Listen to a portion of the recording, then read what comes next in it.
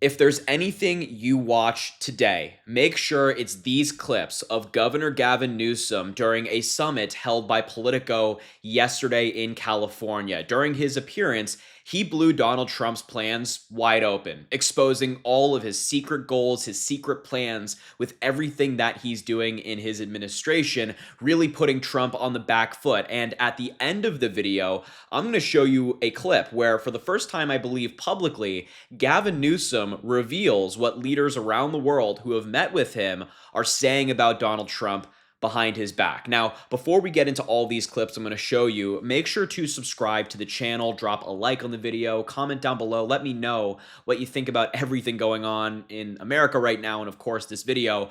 Let's dive in. Now, of course, Governor Gavin Newsom has continued to troll Donald Trump. I've been following this saga on this channel for quite some time, the brutal trolling that Gavin Newsom and his team are doing of Donald Trump. For example, you have this tweet the other day where they ratioed Donald Trump's senior advisor, Stephen Chung. He said, "No panikins, Donald Trump will always save the day," regarding Cracker Barrel keeping their logo the same. And then the Governor Gavin Newsom account, the press office account, ratioed them in 34 minutes, meaning that their comment, their reply, got more likes than the original post by Donald Trump's senior advisor. And they're pointing this out on their page. They are continuing the trolling of Donald Trump.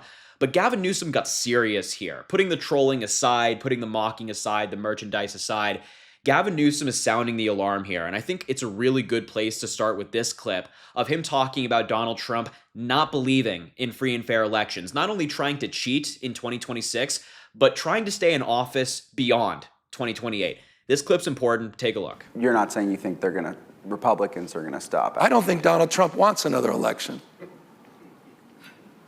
You think for a second you want... I have 24 Trump 2028 hats.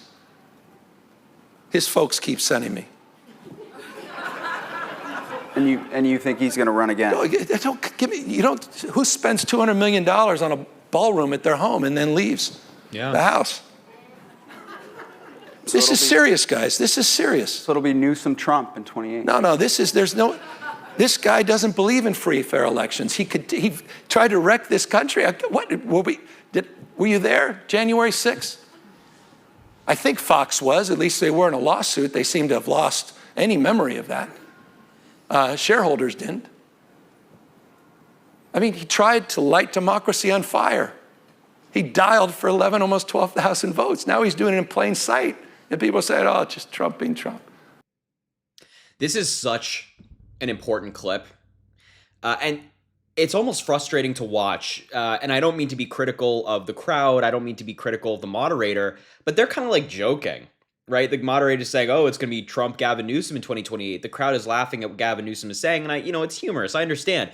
But this is serious, right? This is not a joke. When we talk about Donald Trump trying to subvert democracy, it's not just, as Newsom said, Trump being Trump. It's not just like something that we accept in America. This has never happened before in American history, where we have a current president of the United States with the constitutional restriction on serving more than 2 terms, as long as that's been in place, flirting with the idea of running for a 3rd term and anointing themselves king. And by the way, not even having the election altogether. Donald Trump keeps talking about, in some of these countries that they get into a war, they don't have elections. Maybe I should be a dictator. I'm stopping all this crime.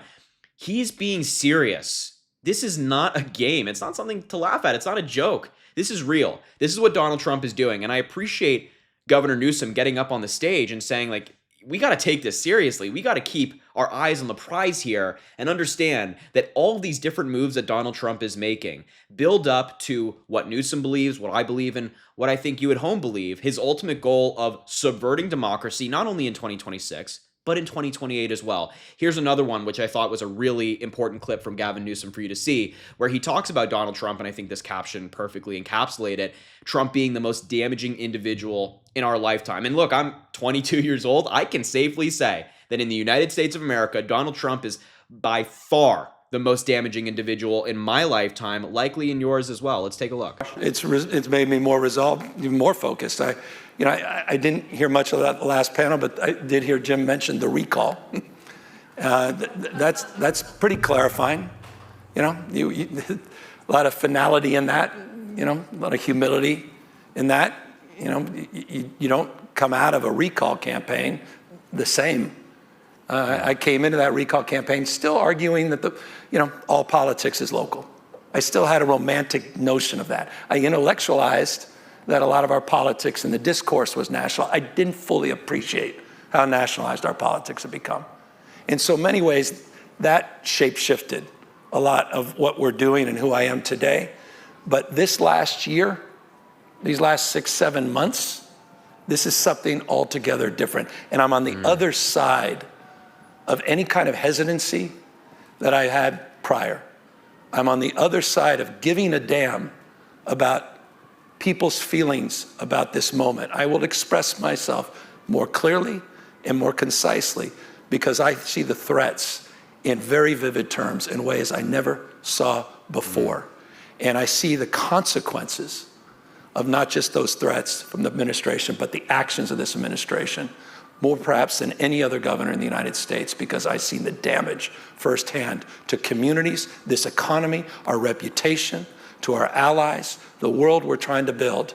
This is simply the most destructive and damaging individual in my lifetime that happens to be the President of the United States, and I need to be held to a higher level of accountability as governor. So in every way, shape, or way, I have changed, and I also, as a father, as a caregiver, recognize that ultimate judgment will come from them.